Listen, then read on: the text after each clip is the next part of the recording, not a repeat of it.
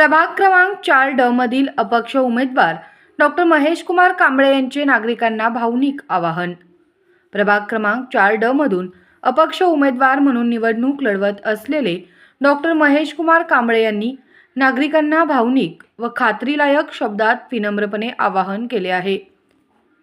प्रभागातील पाणी पुरवठा, कचरा व्यवस्थापन, रस्ते, मूलभूत नागरी सुविधा तसेच तळागाळातील नागरिकांच्या समस्या त्यांनी प्रत्यक्ष भेटी घेऊन जाणून घेतल्या असून त्या सर्व समस्यांचा सखोल अभ्यास करून एक सुस्पष्ट विकास आराखडा तयार करण्यात आला असल्याचे त्यांनी सांगितले।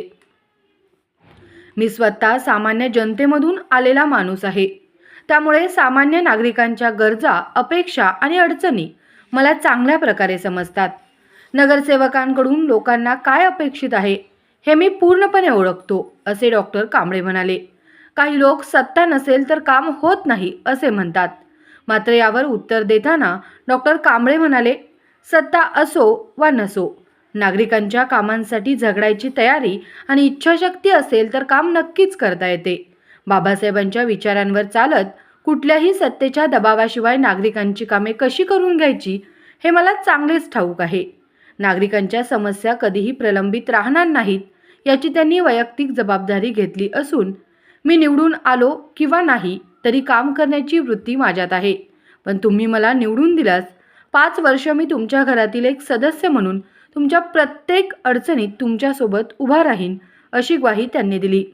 प्रचाराचा शेवटचा दिवस असल्याने नागरिकांना विनम्र आवाहन करताना ते म्हणाले, मतदान करताना एकदा प्रामाणिकपणे विचार करा। चुकीचा निर्णय घेतल्यास 5 वर्ष त्याचे परिणाम सहन करावे लागतात।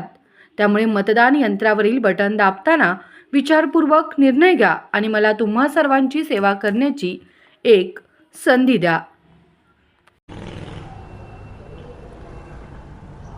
सांगली, मिरज, कुपवाड शहर महानगरपालिकेच्या सार्वत्रिक निवडणुकीमध्ये प्रचार आज शेवटचा दिवस असल्यामुळं प्रभाग 4 मधील सुज्ञ मतदार बंधू भगिनींना मी सर्वप्रथम नमस्कार करतो। गेले 10-12 दिवस जो निवडणुकीच्या अनुषंगानं मी स्वतः अपक्ष म्हणून प्रभाग 4 मधून निवडणूक लढतोय आणि ही निवडणूक लढत असताना गेले 12-13 दिवस मी प्रचाराच्या दरम्यान या प्रभागातल्या सर्व जाती धर्मातील सुज्ञ मतदारांशी, बंधू भगिनींशी भेटीगाठी घेतल्या, त्यांचे प्रश्न जाणून घेतले, त्यांच्या अडचणी जाणून घेतल्या आणि त्यामध्ये मोठ्या प्रमाणात मला प्रभाग 4च्या मतदारांचा भरघोस पाठिंबा पण मिळाला, चांगला प्रतिसाद मिळाला। मला आज प्रचाराच्या शेवटच्या दिवशी माझ्या प्रभाग 4च्या सर्व सुज्ञ मतदार बंधू भगिनींना एक आश्वस्त करायचं आहे, एक खात्री द्यायची आहे की माझ्यासारखा एक सर्वसामान्य तळागाळातून आलेला, सातत्यानं बहुजन समाजातील सर्व जाती धर्मातील अन्यायग्रस्त लोकांसाठी प्रामाणिकपणे झटणारा, कामगार वर्गाला न्याय मिळवून देणारा उमेदवार आपल्या प्रभागामध्ये उभा आहे आणि या प्रभाग 4 मधले असंख्य प्रश्न मी जाणून घेतलेले आहेत, असंख्य विकासाची कामं जी अपूर्ण आहेत त्याची माहिती घेतलेली आहे। प्रभाग 4 मधल्या सर्व जनतेला मी हात जोडून विनंती करतो की ही लढाई धनशक्ती विरुद्ध जनशक्ती आहे।